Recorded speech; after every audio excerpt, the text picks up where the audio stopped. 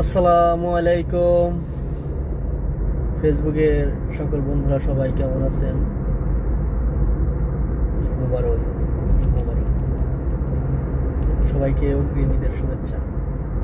আশা করি সবাই ভালো আছেন। পবিত্র মাহে রমজানের অন্তিম মুহূর্তে আমরা দাঁড়িয়ে আছি। আগামী শনিবার আমাদের সিঙ্গাপুরের মাটিতে ঈদ উদযাপন। মুসলিম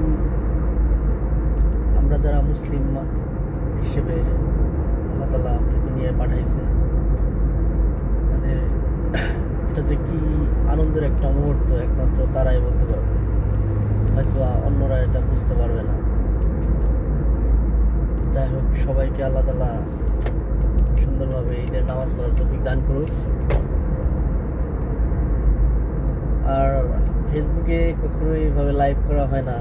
আসলে আমি কথা বলতে পারি না, মানে কথা বলাটা কেমন যেন আমার কাছে আনইজি ফিল মনে হয়। যাই হোক, ভুল ত্রুটি হলে ক্ষমা দৃষ্টিতে দেখেন। তো ঈদ মানে এটা একটা, এই কথাটা মাথায় আসলে কেমন যেন একটা আলাদা একটা মানে মনের ভিতরে একটা ফুর্তি কাজ করে। বাট আমরা যারা প্রবাসী, তাদের যে কতটা কষ্টের এটা বলে বোঝানো যাবে না। এই তো সেদিন আমি বাড়ি থেকে আসলাম, 17 দিনের ছুটিতে বাড়িতে গেছিলাম।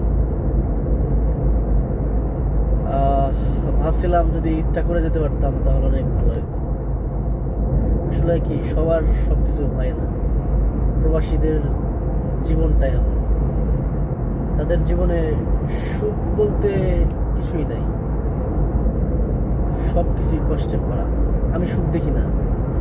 আমাদের সুখটা কোথায় জানেন? আমরা যেদিন বাংলাদেশে যাই, মানে হচ্ছে কর্মসংস্থান থেকে এয়ারপোর্ট পর্যন্ত, বিমান জার্নি অ্যান্ড বাংলাদেশ এয়ারপোর্ট থেকে বাড়ি যাওয়া পর্যন্ত, এইটুকুই শুধু আনন্দ। এর বাইরে আমি আনন্দ দেখি না। বাড়িতে যাওয়ার পরেও আনন্দটা মাটি হয়ে যায়। কেন? সবার জন্য তো সব আনতে পারি নাই। সবই কি সম্ভব? সম্ভব না। নিজের চাহিদাই পূরণ করতে পারি না, সবার চাহিদা পূরণ করা কি সম্ভব?